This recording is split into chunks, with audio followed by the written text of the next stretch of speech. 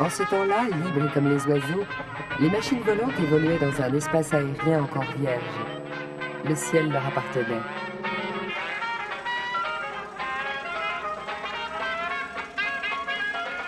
Après les exploits, les grands raids, les tentatives folles des premiers aviateurs, les progrès technologiques font progressivement entrer les plus lourds que l'air dans le domaine du transport commercial, qui va connaître ainsi un essor considérable.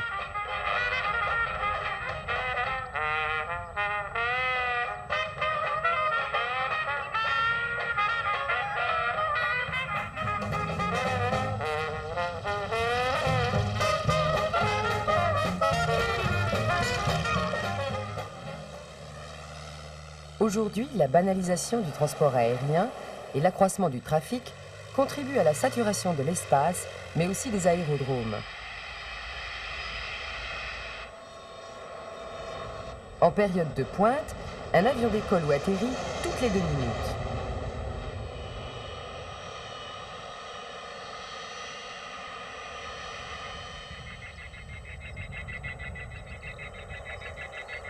Québec Delta, autorise atterrissage piste tendue, vent du sud Saint-Louis. Reçu India Charlie numéro 1, rappelé final. India Charlie.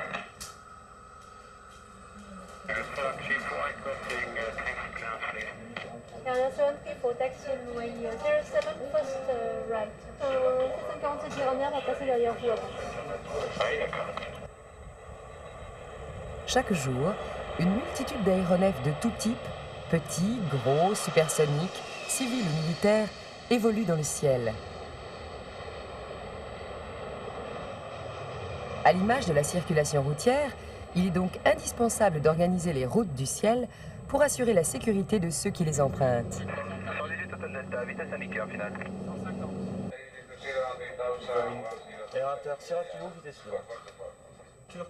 Les pilotes, qui sont en relation permanente avec les différents organismes de contrôle aérien, ont également besoin de cartes, de documents adaptés à leur mode de pilotage, à vue ou aux instruments, en bref, d'informations, complément indispensable du contrôle. Le service de l'information aéronautique recueille, gère, actualise et diffuse cette information.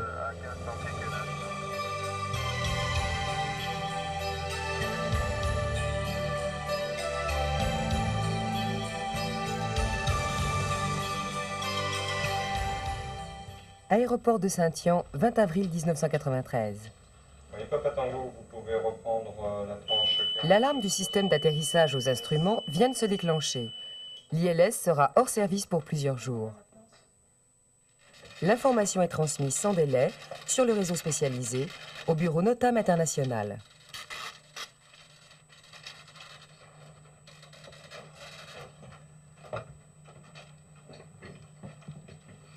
Vérifiée, normalisée, traduite en anglais, l'information diffusée sous forme de NOTAM actualise la banque de données aéronautique. 24 heures sur 24, les techniciens assurent ce service, informent en France mais aussi dans le monde les autres bureaux NOTAM, les compagnies aériennes, les gestionnaires et les utilisateurs de l'espace aérien. Les agents du bureau NOTAM fournissent également des informations d'origine étrangère relatives au fonctionnement des infrastructures aéroportuaires et à l'utilisation de l'espace aérien. Ils peuvent aussi renseigner par téléphone. Bonjour. Oui, bonjour monsieur. Des renseignements sur l'aérodrome d'Agen, oui, ne quittez pas. Alors, vous avez 3 NOTAM en vigueur. Une modification des horaires ATS, une modification de fréquence locateur et le papier 14 service. Sur l'avitaillement, bon monsieur. Au revoir. Un service Minitel 3614 NOTAM permet aux pilotes sur de nombreux aérodromes, ou même à domicile, de consulter les informations aéronautiques dans le cadre de la préparation de leur vol.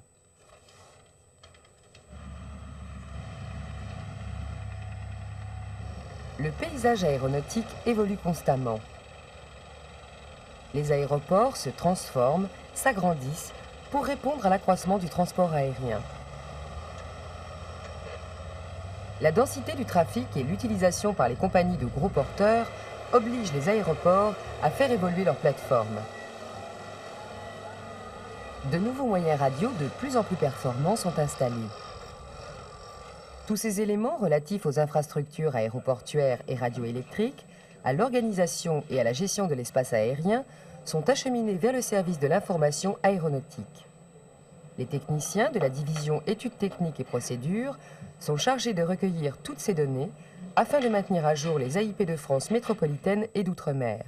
Christophe, on a reçu un courrier du SCTA pour une modif de distance sur l'Ambre 6 entre Tonus et LSA. Tonus, là et LSA. Ces publications contiennent à la fois des textes et des cartes. La réalisation de ces cartes est confiée à la division cartographie.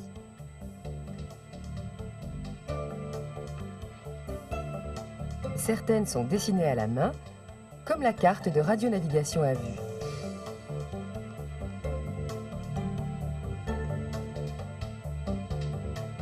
D'autres, comme les cartes d'approche aux instruments, sont produites automatiquement.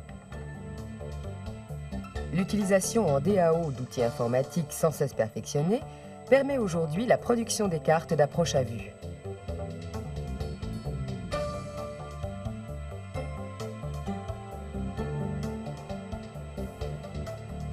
En bout de chaîne, l'atelier de reprographie assemble des documents. Il compose et produit des plaques métalliques qui, une fois insolées, sont destinées aux machines offset de l'imprimerie.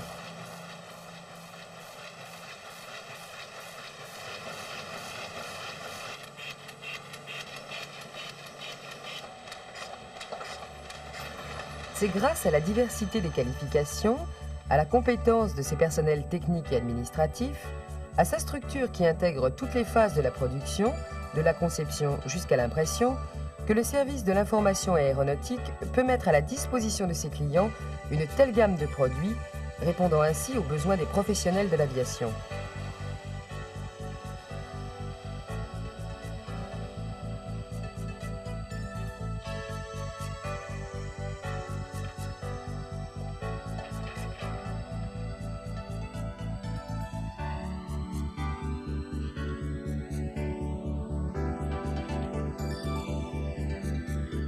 Assujettis à des mises à jour périodiques, tous les documents, pour des raisons d'actualisation, sont assemblés juste avant leur expédition par voie postale.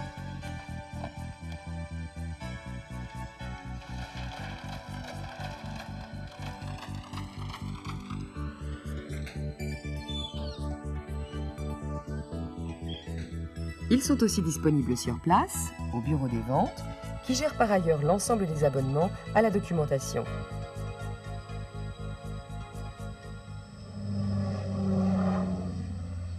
Par nature, l'aviation ne se limite pas aux frontières. L'information aéronautique s'échange dans le monde entier. Pour cela, l'Organisation de l'aviation civile internationale a préconisé une automatisation des échanges dans une structure régionale. En Europe, Paris traite les informations en provenance de l'Afrique, de certains centres nationaux européens et de son territoire, pour alimenter les centres régionaux que sont Londres, Francfort et Rome.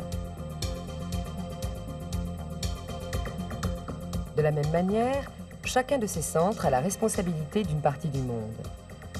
À terme, d'autres centres régionaux automatisés, à l'image des centres européens, assureront l'échange des informations aéronautiques, toujours dans le but de contribuer à la sécurité du transport aérien.